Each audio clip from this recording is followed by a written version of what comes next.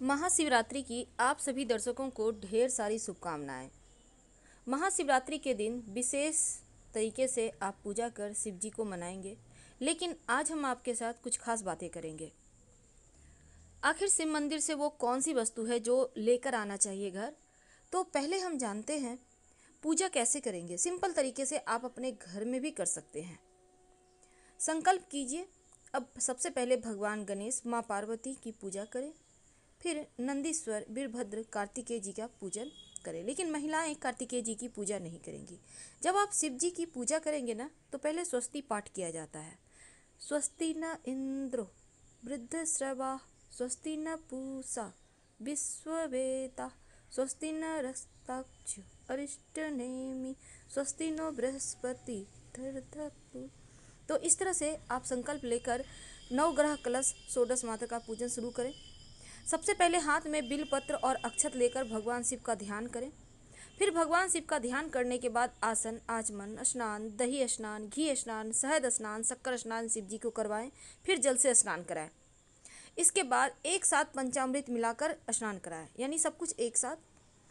फिर सुगंध से स्नान कराएं, यानी इत्र। अब फिर से शुद्ध जल अर्पित करें। इसके बाद भगवान शिव जी को जनेऊ अर्पित करें, वस्त्र अर्पित करें, फिर इत्र अर्पित करें। इसके बाद आप अक्षत यानी साबुत चावल जो टूटा हुआ ना हो जरूर अर्पित करें। फिर पुष्पमाला, बेलपत्र अर्पित करें और भांग, धतूरा सब कुछ अर्पित कर दें। इसके बाद आप फल अर्पित करें।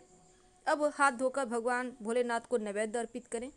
इसके बाद पान के पत्ते पर थोड़ा सा लौंग, इलायची, कुछ मीठी वस्तु, कॉइन रखकर उनको दक्षिणा के रूप में अर्पित करें। आप चाहे तो नारियल भी अर्पित कर सकते हैं ना, लेकिन नारियल फोड़कर उसका जल शिवलिंग पर अर्पित मत करें। इसके बाद क्षमा याचना करें। आवाहन न जानामि तवार्चनम, पूजाश्चैव न जानामि क्षमस्तम परमेश्वर। इसके बाद इन बातों का ध्यान रखें कि महाशिवरात्रि में शिव जी की पूजा रात्रि में विशेष विधान है, इसलिए चारों प्रहर में भी शिव जी की पूजा करने का विधान है और चारों प्रहर में अलग अलग पूजा करने की कोशिश करें। तो पहले प्रहर में स्नान करने के बाद शिव की पूजा में आप आइए। ये सबसे मुख्य उपासना मानी जाती है। तो संध्या काल में ही व्रत का संकल्प लेना है और खान पान में विशेष सावधानी रखिएगा। सात्विक भोजन करें अगर फास्ट नहीं भी रख सकते हैं तो। और आपके घर के पास जहाँ भी मंदिर है जाकर शाम में एक दीपक जरूर जला दीजिएगा। व्रत के समय ब्रह्मचर्य का पालन करना, बुरी आदतों से, बुराइयों से, अपशब्दों से दूर रहना। क्योंकि महाशिवरात्रि का व्रत का फायदा आपको तभी मिलेगा तब दोनों बेला आप सात्विक रहते हैं, मन को आहार से, विचार से बचा कर रखते हैं और अवगुणों का त्याग करते हैं। इस दिन विशेष उपाय भी किए जाते हैं। अगर आपके घर में पारस शिवलिंग है, छोटा सा शिवलिंग होता है, ये बहुत चमत्कारी है। अगर इनकी पूजा करें तो बहुत जल्दी सफलता मिलती है, आपकी पूजा जल्दी स्वीकार हो जाती है। अगर पके हुए चावल से शिव जी की श्रृंगार करते हैं तो आपका मांगलिक दोष समाप्त हो जाता है। शिवलिंग पर चमेली के पुष्प के आप अर्पित करने के साथ नमः शिवाय का ज़्यादा से ज़्यादा जप करें तो मन चाहा मकान, गाड़ी की प्राप्ति होती है। जल चढ़ाने के समय हथेलियों से शिवलिंग को रगड़ें। माना जाता है ऐसा करने से आपका भाग्य बदल जाता है। अगर आपके विवाह या वैवाहिक जीवन में कोई समस्या है तो जल में 2-4 पंखुड़ी केसर के डाल के आप शिवलिंग पर अर्पित करें तो विवाह संबंधी समस्याएं दूर हो जाती है। अगर शनि दोष है, 7.5 ढैया चल रही है, बीमारियां परेशान कर रही है, तब शिवलिंग पर जब आप जल अर्पित कीजिएगा तो उसमें थोड़ा सा काला तिल डालकर, थोड़ा सा दूध और थोड़ी सी मीठी वस्तु, उसमें गुड़ या मिश्री डाल सकते हैं, फिर शिवलिंग पर अर्पित करें तो बीमारियों से छुटकारा मिल जाता है। अगर शिवलिंग पर दुर्वा अर्पित करें तो लंबी उम्र की प्राप्ति होती है, गणेश जी भी प्रसन्न होते हैं, घर में सुख शांति समृद्धि बनी रहती है। शिव जी का पूजा में अगर आप 1.25 किलो चावल लेकर जाते हैं और थोड़ा सा चावल एक मुट्ठी भर शिवलिंग पर अर्पित करते हैं, बाकी का किसी गरीब को दे देते हैं या मंदिर में ही रख देते हैं, तो लक्ष्मी अस्थायी रूप से आपके घर में वास करती है। तो ये छोटा सा प्रयोग है। तो महाशिवरात्रि यानी इस दिन ये प्रयोग किए जाएंगे। लेकिन महाशिवरात्रि के अगले दिन यानी शिवरात्रि के दिन भगवान शिव, माँ पार्वती का विवाह उत्सव मनाया जाएगा। अगले दिन जब उसको मरजात कहते हैं, उस दिन एक छोटा सा प्रयोग किया जाता है जीवन में सुख समृद्धि पाने के लिए। क्या करेंगे?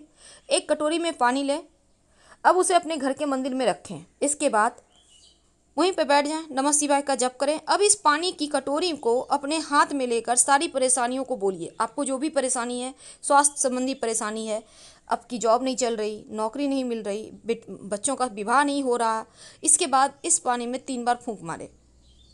अब इस पानी में आपको इलायची डालना है, हल्का सा गर्म कर लें पानी को और फिर नहाने के पानी में मिला दें।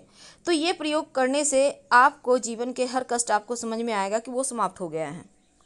जब भी आप शिव जी की मंदिर में पूजा करने जाएं तो अपने साथ एक त्रिशूल जरूर ले जाइएगा, एक रुद्राक्ष ले जाइए। अगर आपने पहले से पहना है तो उसको फिर से कच्चा दूध और गंगा जल से शुद्ध करके फिर से शिवलिंग के पास जाकर स्पर्श करा के फिर से धारण करें, एक नए धागे में, लाल धागे में।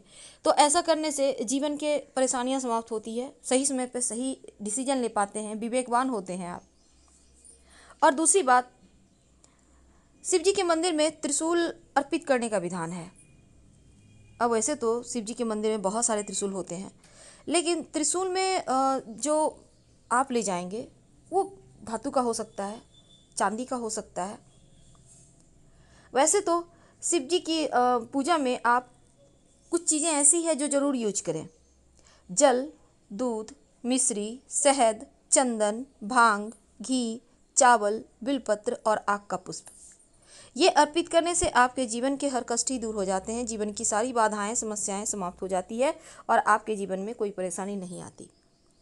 अब हमने कहा कि आपको एक ले जाना है त्रिशूल। ये चांदी का होगा, पीतल का होगा, आपको मार्केट में मिल जाएगा। बर्तन के दुकान में पीतल का छोटा छोटा त्रिशूल रहते हैं, तो उसको लेके जाइए।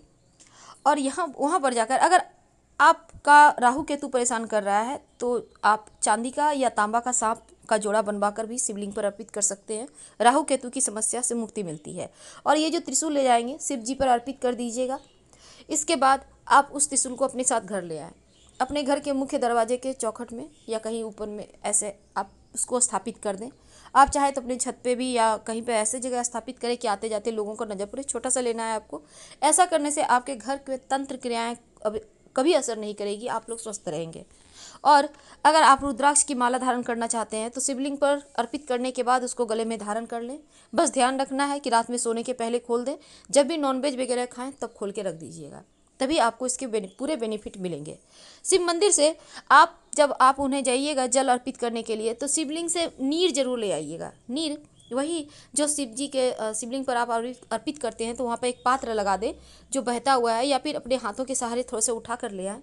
क्योंकि ये नीर, इसका छिड़काव पूरे घर में थोड़ा थोड़ा कीजिए। आप चाहें तो उसमें थोड़ा और पानी मिला के कर सकते हैं, बाकी बचा हुआ मिट्टी में कहीं पवित्र जगह पे डाल दीजिएगा। धन्यवाद, फिर मिलेंगे। जानकारी अच्छी लगे तब लाइक कर सब्सक्राइब करें, अपनों से शेयर करें और कमेंट में हर हर महादेव जरूर लिखें। धन्यवाद।